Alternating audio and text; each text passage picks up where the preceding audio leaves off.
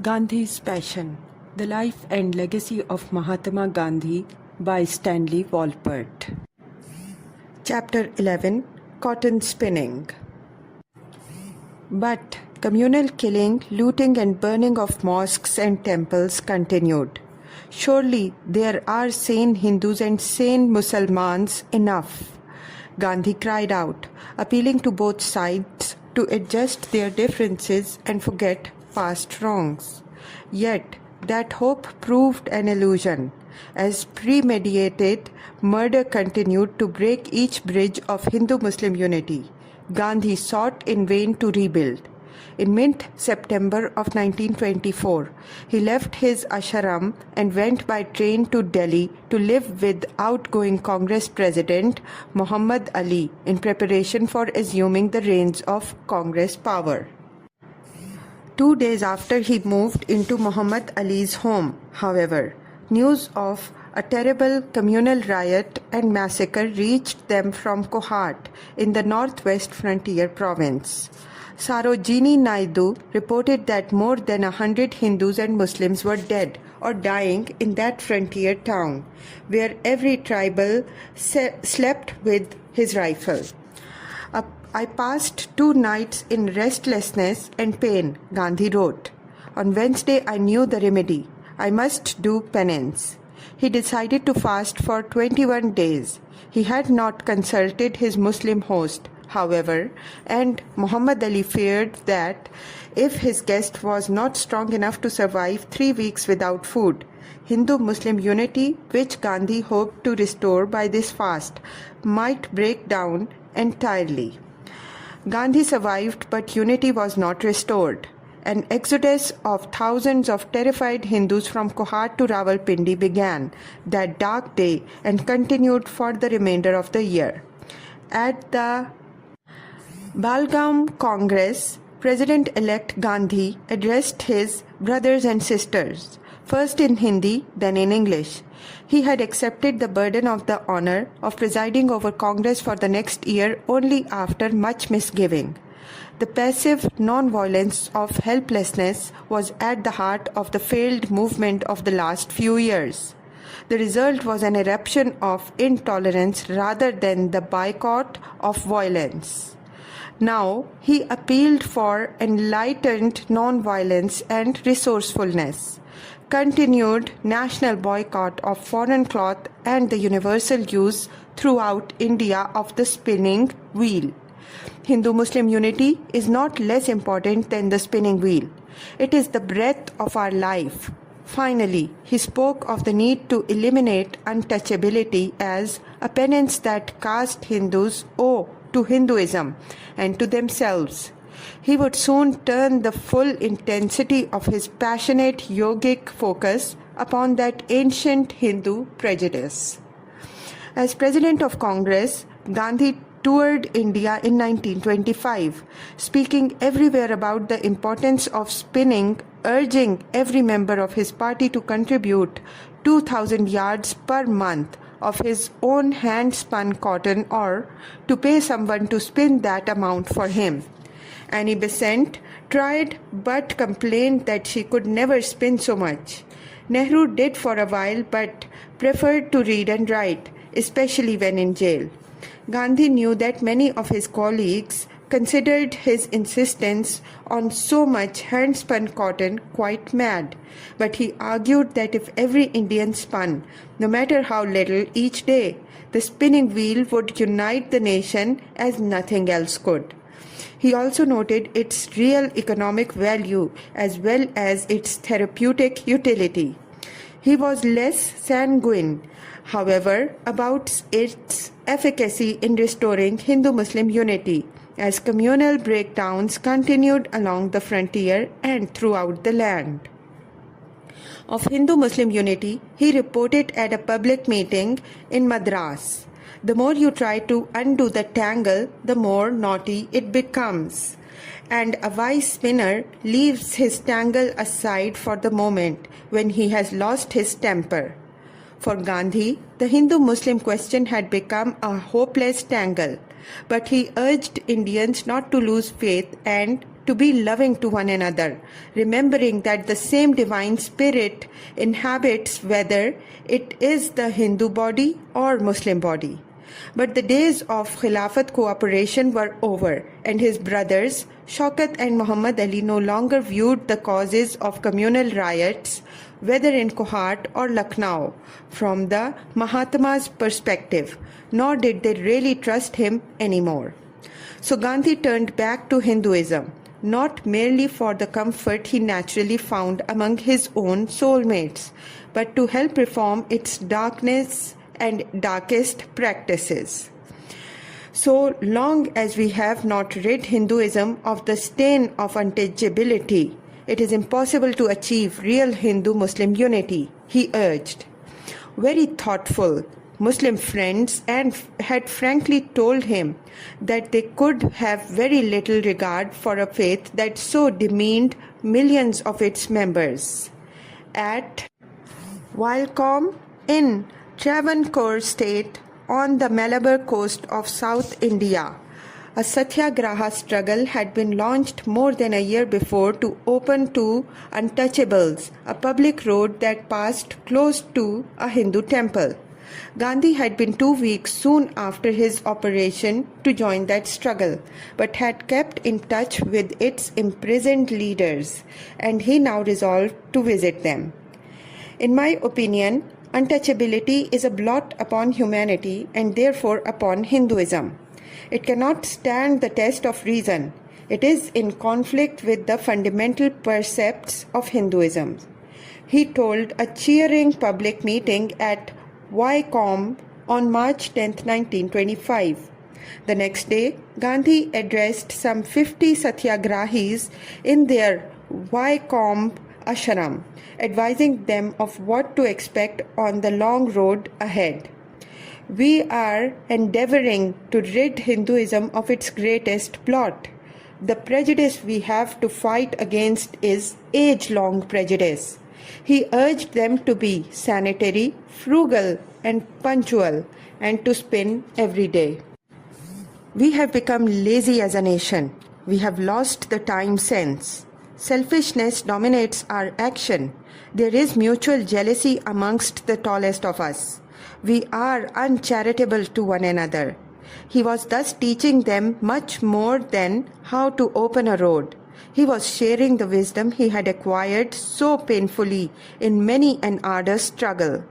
Before year's end, the roads had been fully opened round Wycombe, but the blight of untouchability had still to be removed from Hinduism. His strength and spirits restored in the aftermath of that Wycombe victory, Gandhi embarked on a nationwide tour, starting in Bengal. At the end of May, he met with India's Nobel laureate poet, Gurudev Rabindranath Tagore, at his rural college, Santiniketan.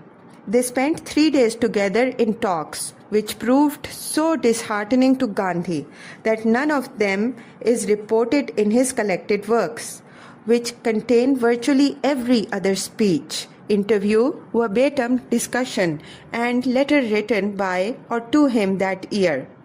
Tagore's earlier rejection of Gandhi's insistence on hand spinning, as well as Gandhi's negative judgments on Western civilization and modern science, remained unchanged. Gandhi tried his best to win over India's greatest literary figure, but failed to do so. Gandhi's faith in God was matched by Tagore's faith in art, but Bengal's divine teacher poet and Gujarat's great-souled saint never could agree about how best to cure the grave ills of their beloved motherland. From Santiniketan, Gandhi went to Darjeeling to visit C.R. Das, Bengal's greatest political leader at this time. I do not want you to learn spinning, Gandhi urged reluctant Das. You can do it if you will, but put your mind to it. Do learn the thing and spin religiously for half an hour for the sake of the millions and in the name of God. It will give you peace and happiness. but Das died on June 16, 1925, before learning to spin. Gandhi decided not to convene an all-parties conference in the wake of Das's death, though many urged him to do so. He argued that Hindus and Muslims are not more ready today for coming together than we were in Delhi last year. Motilal Nehru was now left alone to lead the Swarajist party, and Das had helped him to organize and run. Motilal himself was quite ill, and his barrister son, Jawaharlal, was unwilling to help him run either his law firm or the Swaraj party, though he accepted Gandhi's invitation to serve as Congress's General Secretary. Young Nehru's wife was suffering from tuberculosis, and he soon decided to take her to Switzerland for treatment, eager to return to Europe and London.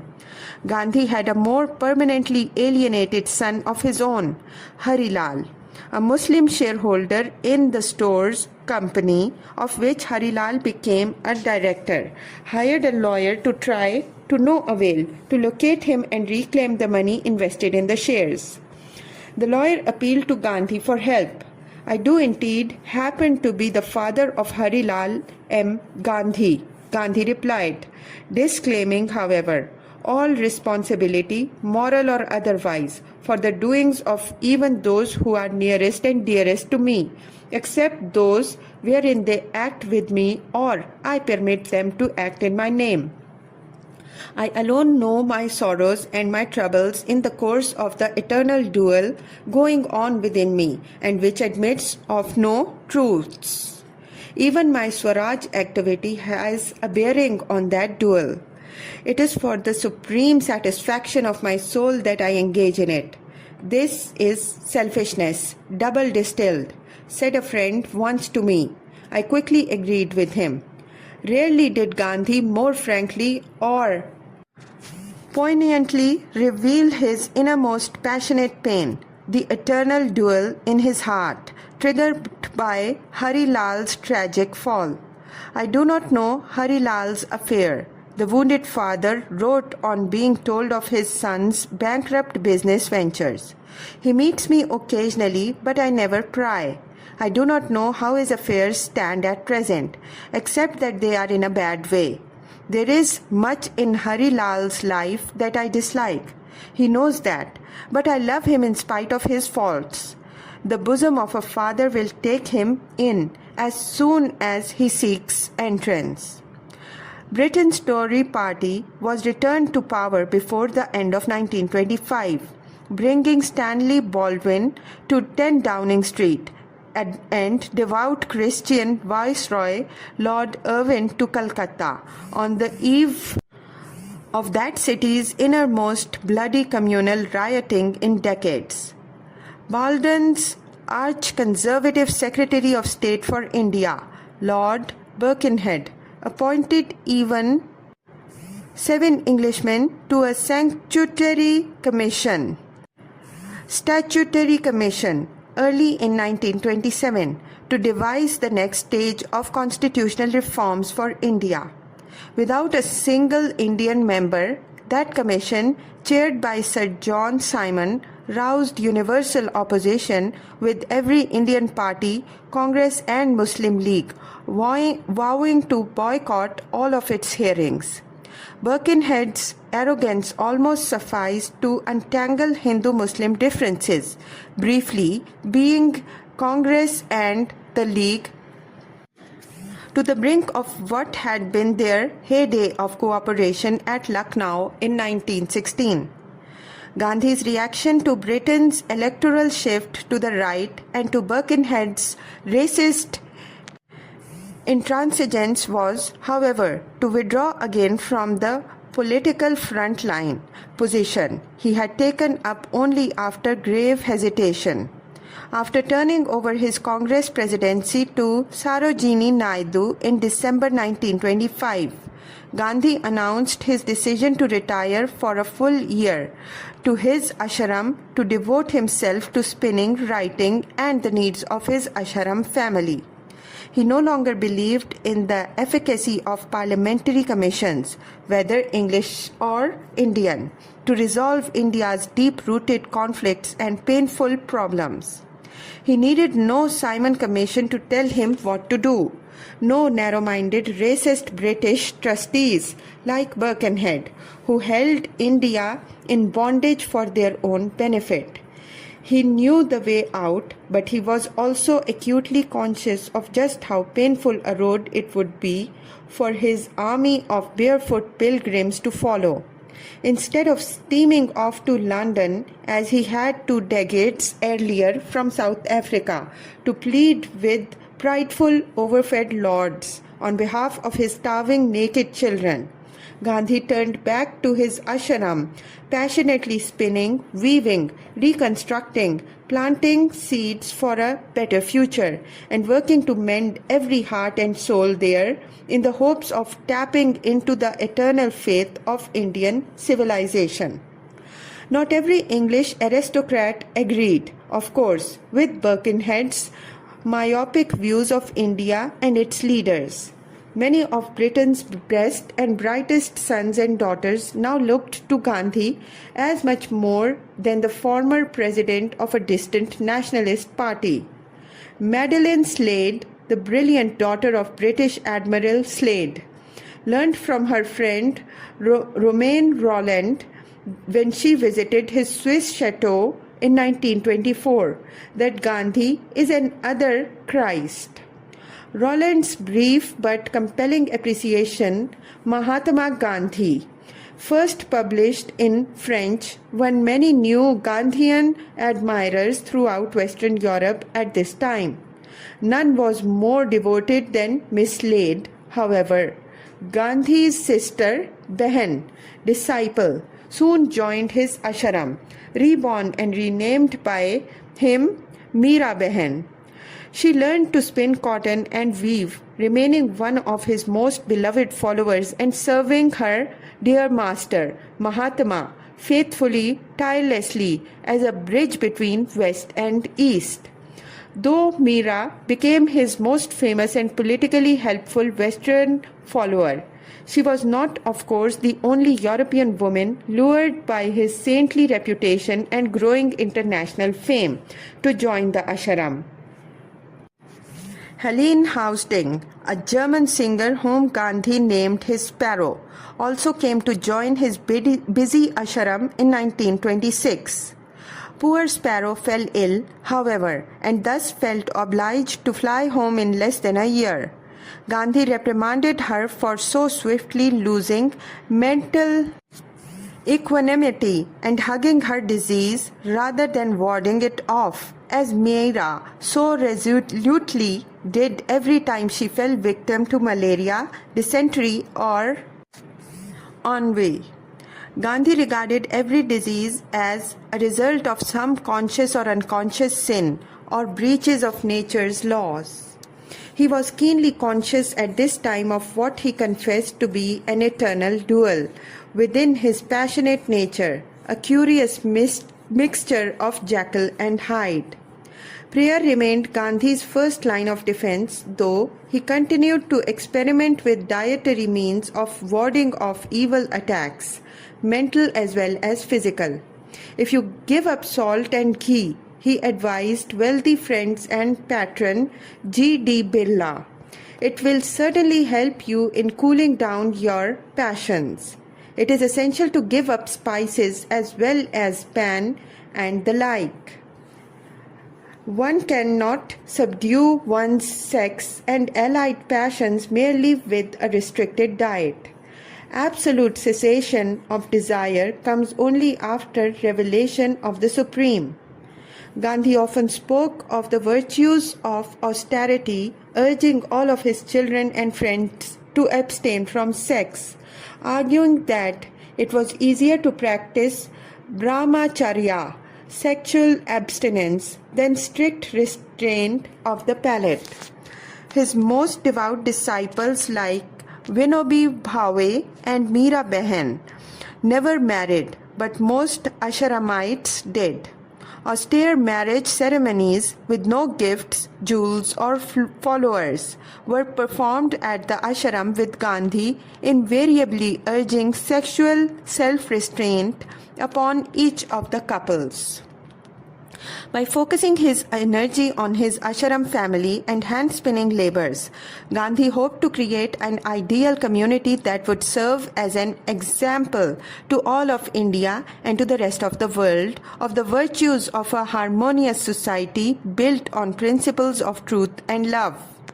The Sarvodaya, uplift of all, socialist revolution thus started would, he believed, do more to bring India true freedom than all of Britain's costly commissions and ponderous constitutions. Several American friends invited Gandhi to visit the United States, offering to arrange a lucrative speaking tour for him. His rejection of that offer contains one of Gandhi's clearest articulations of his passionate hopes and priorities. I do not want to think in terms of the good of mankind in general. Therefore, my service of India includes the service of humanity. But I feel that I should be going out of my orbit if I left it for help from the West. If I go to America, I must go in my strength, not in my weakness, which I feel today. The weakness, I mean, of my country. For the whole scheme for the liberation of India is based upon the development of internal strength. It is a plan of self-purification. I believe in thought power more than in the power of the word, whether written or spoken. And if the movement that I seek to represent has vitality in it and has divine blessing upon it, it will permeate the whole world.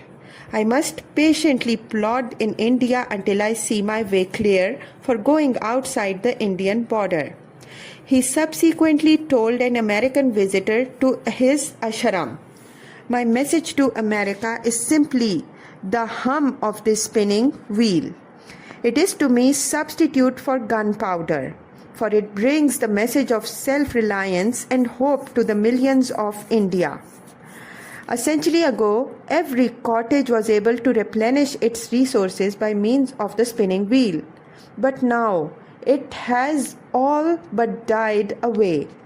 He no longer focused on rapid revolutionary changes through political pressure or even by victorious satyagraha, but on the slow, daily, incremental socio-economic changes every peasant could bring to his and her life, each contributing to India's eventual Swaraj by hourly hand spinning.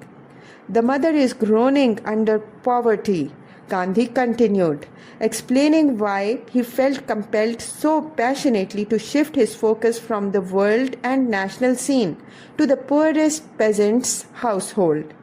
She has no milk. What am I to ask these millions to do? To kill off their babies? I take to them the gospel of hope, the spinning wheel. Asked by an Indian correspondent living in London what India could contribute towards world peace, Gandhi replied from his ashram that if India succeeds in regaining her liberty through non-violent means, she would have made the largest contribution yet known to world peace. He was thus well aware of the universal significance and potential power for the salvation of humanity of the revolutionary movement he led, but now concentrated more on each revolution of his small wheel and on not breaking the single fragile strand of cotton thread he drew from it, than on remote world peace. In response to an American skeptic who challenged the viability of his message, arguing that the average person is not a Mahatma, Gandhi insisted, "I am as frail a mortal as any of us, and I never had any extraordinary about me. I claim to be a simple individual liable to err like any other fellow mortal. I own, however, that I have humility enough in me to confess my errors and to retrace my steps. I own that I have an immovable faith in God and His goodness and unconsumable passion for truth and love. But is that not what every person has latent in him? He equated cotton spinning with his own religious quest to see God face to face, as he explained to a young correspondent from Kerala. I do not think that there ever will be one religion in India, but there will be and should be sincere respect and toleration for one another's religion. If everybody spins regularly, there need be no surplus self-spun yarn, but there will be enough for all. So on he spun, working long hours, at times more than 10 daily at his wheel, whose soft hum sounded like heavenly music to his protruding ears. He rejected many invitations to travel, one from China, another from Austria, and several from America, firmly resolved to focus on the task he had taken in hand. His preoccupation with spinning, like his passionate devotion to God, whose presence he felt within me as he spun, saved Gandhi. He now confessed, from becoming a raving maniac, since I see so much of misery. He tried to teach sensitive, tortured Meera Behan to love humanity in spite of itself, opening his yogic mind as well as his heart to her, whenever she despaired in the face of India's ocean of misery. The ashram is finally not at Sabarmati but in yourself, Gandhi explained. The vilest beings must enter there purified, in this universe of opposites remaining unaffected even as the lotus remains unaffected by water, though immersed in it. With love, Bapu. Hindu-Muslim conflicts claimed more lives in British India in 1926 to 1927 than during the previous decade. It has passed out of human hands and been transferred to God's hands alone, Gandhi cried. We are disgracing His earth, His name, and this sacred land by distrusting and fearing one another. Although we are sons and daughters of the same motherland, we have no room for one another. On December 23, 1926, Swami Shadranand was assassinated in his Calcutta home by a Muslim fanatic who fired 2 bullets point blank into the ailing old Hindu Brahman's chest. Gandhi prayed that Indians of every faith might learn as their lesson from that treacherous crime that we cannot live together in perpetual conflict. In the wake of Swami Shraddhanand's Swami Shadharanand's assassination, Gandhi was lured away from his ashram to memorialize his old friend.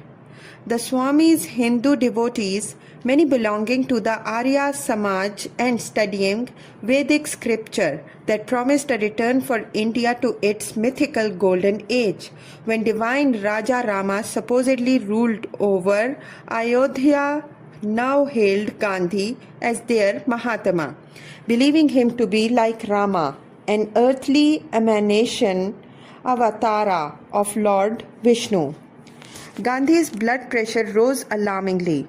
Dr. Wainless prescribed complete rest for Gandhi, including no spinning, as well as daily doses of patent medicine, both remedies rejected by the Mahatma, who always considered himself the best doctor.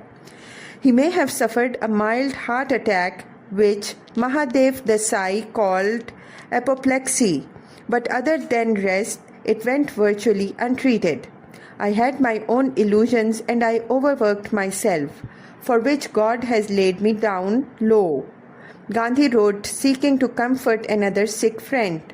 To his patron and disciple, Jamnalal Bajaj, he said, "The light is bound to go out one day. Now it has only dimmed." By April 1st, 1927, he was tied down to the bed. Dr.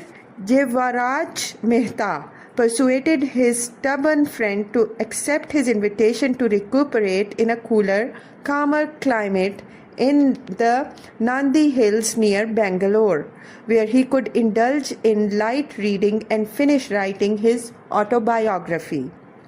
Meera was so despondent without him that she wrote daily of her depression and weakness, eliciting his response in late April. If the separation becomes unbearable, you must come without waiting for an answer or any prompting from me. On no account should there be a breakdown. The devil is ever after us and catches us at our weakest.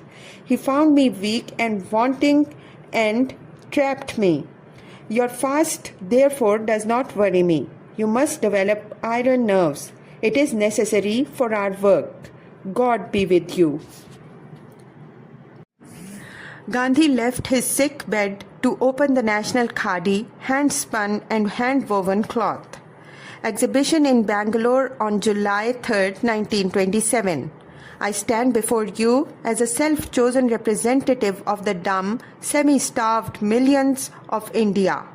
He told the wealthy thousands gathered outside the beautiful exhibit stalls displaying a rich variety of handmade goods. Every pice you contribute to the support of khadi, every yard of khadi you buy, means so much concrete sympathy for these millions. 50,000 spinners worked during the year.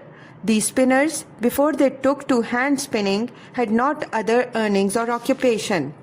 The very fact that 50,000 women were eager to do this work for what may appear to us to be a miserable wage should be sufficient workable demonstration that hand spinning is not an uneconomic, profitless proposition. God willing, at no distant time we shall find our villages, which at the present moment seem to be crumbling to ruins, becoming hives of honest and patient industry. In the work of God, as I venture to suggest it is, the harvest is indeed rich. He never tired of spinning or recruiting spinners, rich and poor, peasants and kings. The opening ceremony went off well. Bapu wrote devoted Meera the next day. She had come to spend a week with him before leaving to join Vinoba Bhave in Wardha at the ashram he started building there on Jamnalal Bajaj's land, which he had given to Gandhi for his disciples. The doctors came afterwards and they were satisfied to find no alteration in the pulse. Thus he focused mostly on spinning, his own health and the movements of his ashram family in the half-decade after the tragic trauma that forced him to call off his first nationwide satyagraha. But he had not lost hope of regrouping his army of the unarmed, marshalling his own strength again for the next big push, waiting for the voice of God to rouse him to action.